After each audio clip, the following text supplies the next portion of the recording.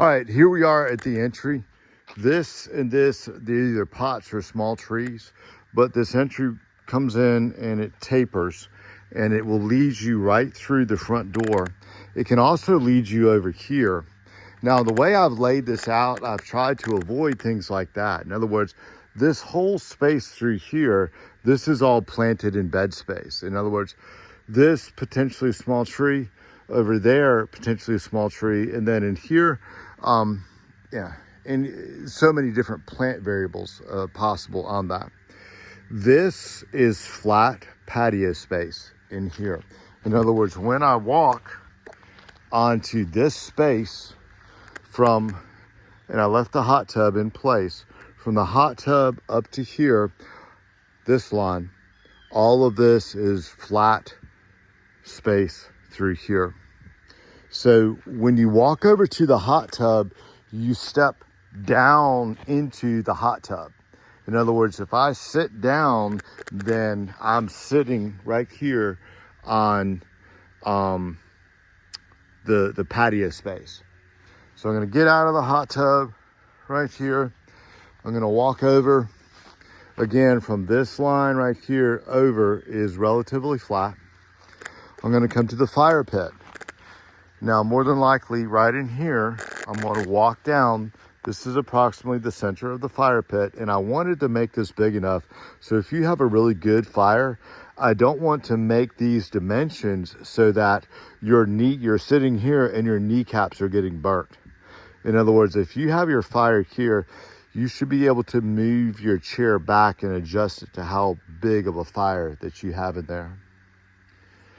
The next big feature, major feature, right in here, this blue dot, that's where water comes out from that's pumped down there.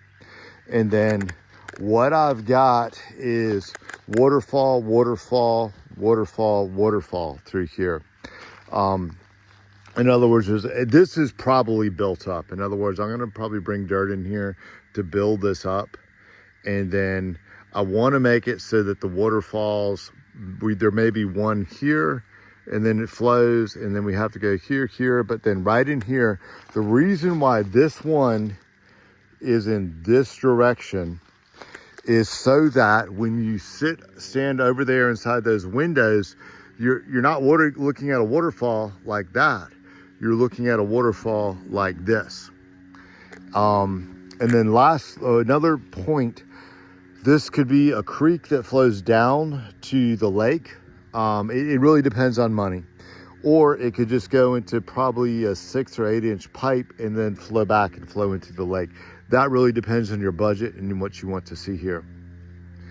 And then the last, one other part, these that you see, these are large boulders. These are probably represent 1 ton boulders. I drew them in small, but they're actually pretty darn big boulders because we have to get all of this relatively leveled up.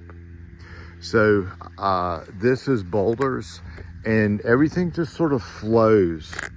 All of this flows together through here in circular forms. The only thing that's in here that's square is the hot tub.